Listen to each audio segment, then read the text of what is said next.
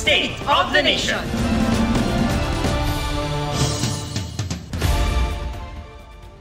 Live nakuha po yan sa NLEX northbound, EDSA Cubao, Rojas Boulevard at EDSA Regalia.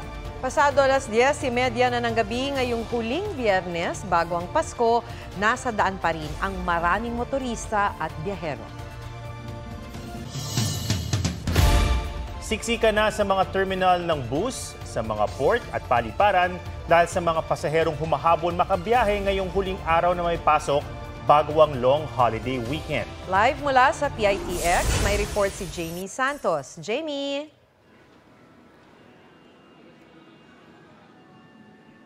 Maki, Atom, ang Pasko ay para sa pamilya. Yan ang paniwala ng maraming Pilipino, kaya naman kahit halos sumuot sa butas ng karayom, uuwi at uuwi, makasama lang ang mga mahal sa buhay.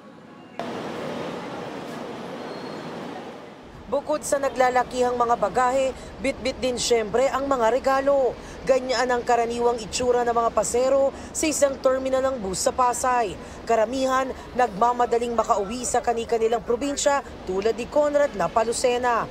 Para sa pamilya po, para makasama. Kasi minsan lang din naman. Kasi parang mas masaya kung kasama mo sila sa probinsya. Matagal namang nalayo sa pamilya sa Mindoro si Miguel na nag-aaral sa Pampanga. Siyempre po para makasama po yung pamilya, lalo na po sa panahon po ng Pasko. Dahil po sa pag nag-aaral, hindi din po namin kasama, nami-miss din po. Pinaghandaan daw ng bus terminal na ito ang buhos ng mga pasahero. 24/7 ang kanilang biyahe. Nag-inspeksyon ang mga tauhan ng SWAT EOD ng Pasay City Police sa terminal. Dahil late naman daw natanggap ang abiso na bago na ang schedule ng biyahe, kalbaryo ni Ana ang maayos na matutulugan sa Northport Terminal. Halos masaid na rin ang budget niya. Mas nakakatipid kami pag may free food. Paliwanag ng To-Go Shipping Line, walang delayed na biyahe kaya walang stranded na pasaherong kailangang pakainin. Nasa 6,000 pasahero ang maagang dumagsa sa Northport Terminal. Sa Batangas Port, mahabang pila ang sasalubong sa waiting area.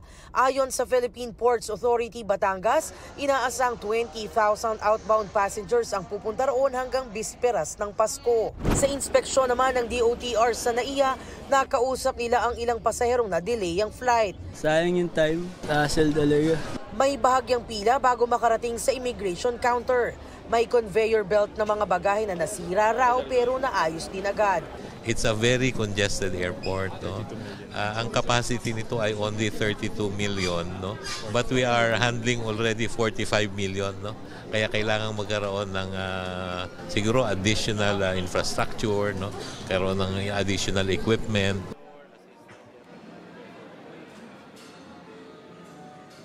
Maki, dito sa PITX, nahirapan na ang ilang pasaherong pabikol at Sorsogon. Wala na kasing makuhang tiket. At yan ang latest mula rito sa PITX. Balik sa iyo, Maki. Maraming salamat, Jamie Santos.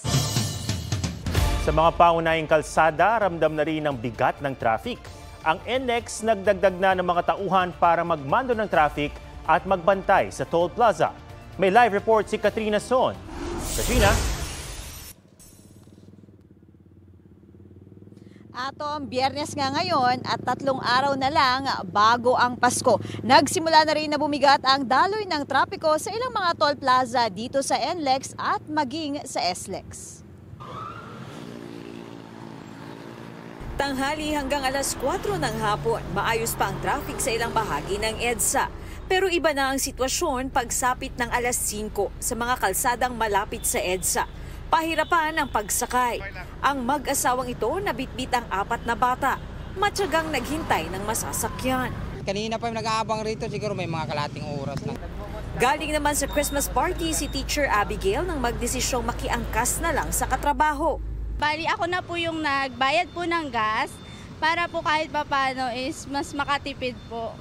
Ayun po yung way ko para po tsaka mas mapabilis yung traveling pauwi ng bahay. Samantala, hinahanap na ng MMDA ang may-ari ng VIP convoy na dumaan sa EDSA busway nitong Miyerkules. Nasaksihan ito ng isang netizen sa EDSA Guadalupe. Wala raw nagawa ang mga nakamotorsiklong escort para makalusot ang convoy sa hilera ng mga bus.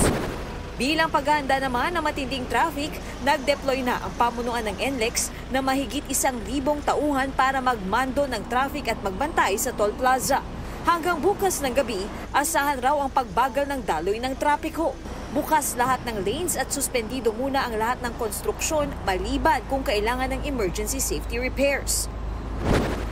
Asahan na rin daw ang traffic sa SLEX lalo't nataon ng ilang road repair. Sa north at southbound ng SLEX sa San Pedro exit, may pagbigat ng daloy ng trapiko dahil sa checkpoints. Dahil naman sa mga kinukumpuning bahagi ng kalsada, bumper to bumper ang trapiko sa may Silangan exit.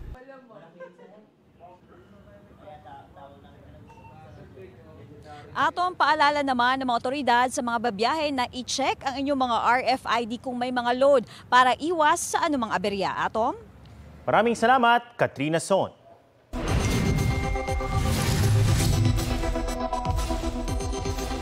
Narito pa ang karagdagang tips para sa ligtas na biyahe ngayong Kapaskuhan. Sa mga magmamaneho, suriin ang kondisyon ng sasakyan. Kabilang dyan ang battery, lights, oil, water, brake, air, gas, engine at tire. Tiyakin ding nasa kondisyon kayo bago magmaneho. Dapat kumpleto ang pahinga at syempre, don't drink and drive. Para tiyak na ligtas ang may iwang bahay, iwasang i-anunsyo sa social media ang pag-alis. I-delay ang pagpo-post tungkol sa bakasyon. Takaw pansin kasi yan sa masasamang loob kapag alam nilang walang tao sa bahay. Tiyaking nakalock ang iyong mga pinto at gate. Big-time oil price hike ang nakaambang sumalubong sa mga motorista pagkatapos ng Pasko. Halos 2 piso kada litro ang posibleng taas presyo sa petrolyo. Ayon sa Oil Industry Management Bureau ng Department of Energy, hanggang 1 peso and 60 centavos ang inaasahang dagdag presyo sa kada litro ng gasolina at diesel. Hanggang 1 peso and 80 centavos naman kada litro ng kerosene. Base po yan sa 4-day trading at bunsod ng pag-iwas ng ilang oil company at tanker sa Red Sea dahil sa pag-atake ng ilang rebelding grupo.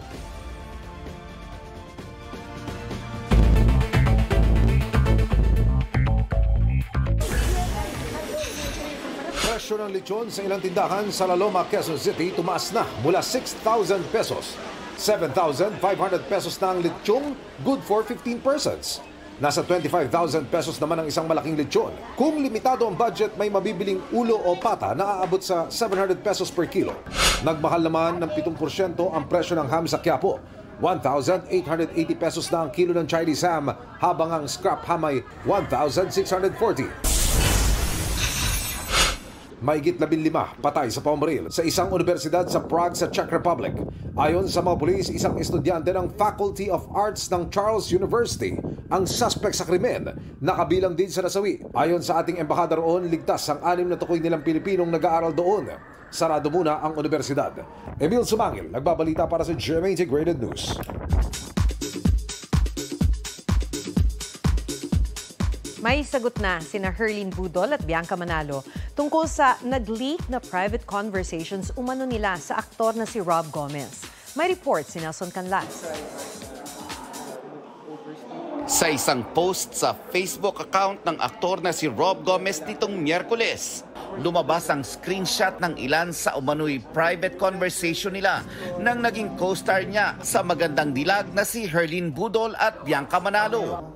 Agad namang binura ang post, pero ilang netizen ang nakakita at pumuna sa umano'y exchange of messages sa pagitan nila na tila nagpapahiwatig ng isang intimate na relasyon pero hindi pa malinaw kung totoo o edited. Sa kanyang post sa X, nagtanong si Herlene, "Bakit ako nakaladkad?" Kapag dedicated daw siya sa kanyang trabaho ay gagawan siya ng issue.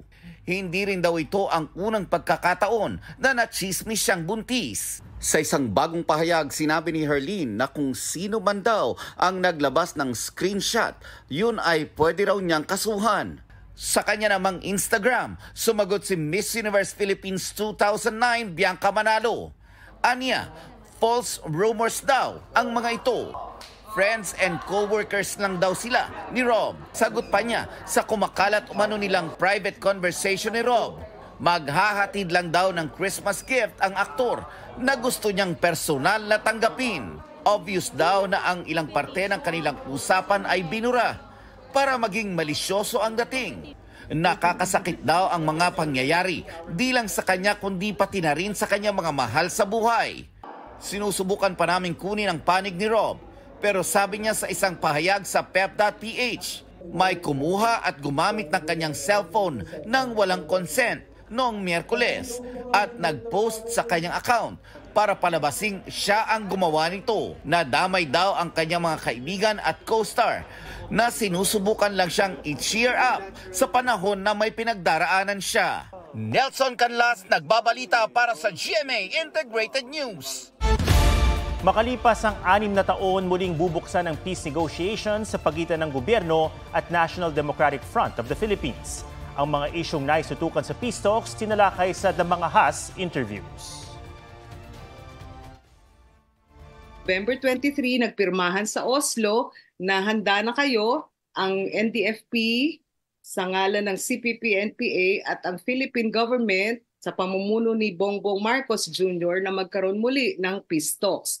Ano po yung ibig sabihin ng peaceful and principled solution to the insurgency? Ang ibig pong sabihin ng peaceful and principled solution to the armed conflict ay ang paghaharap sa mga ugat ng armed conflict sa Pilipinas. At ang mga ugat na ito ay ang paghihirap, matinding paghihirap ng mga mamamayan, ang kawalan nila ng mga basic freedom tulad ng freedom of expression dahil nga sa terrorist listing. Ang lahat ng kontra sa gobyerno ay itinuturing na terrorist.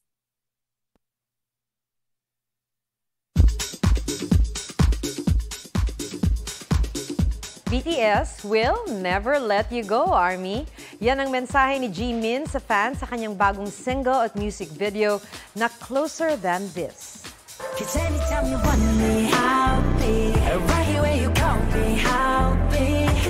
Sinimulan ang MV sa behind the scenes ng pagbuo sa kanta.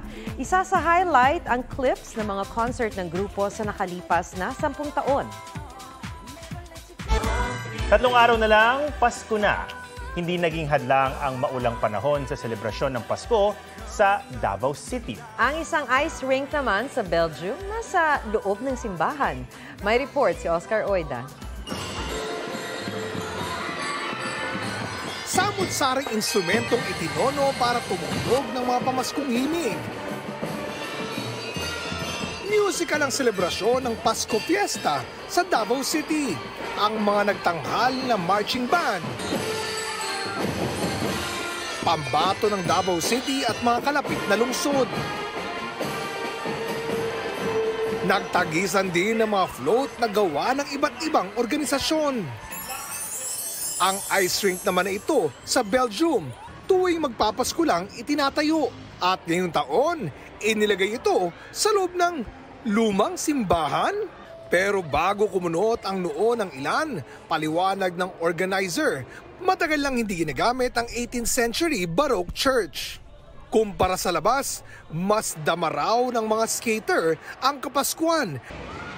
Lalo na't may tumutugtog pang Christmas songs at projected Starry Night themed lighting. Oscar Oida, nagbabalita para sa GMA Integrated News. Yan po ang State of the Nation. Ako si Ato Maraulio para sa mas malaking misyon. Para sa mas malawak na paglilingkod sa bayan. Ako si Maki Pulido mula sa GMA Integrated News. Ang News Authority ng Pilipino.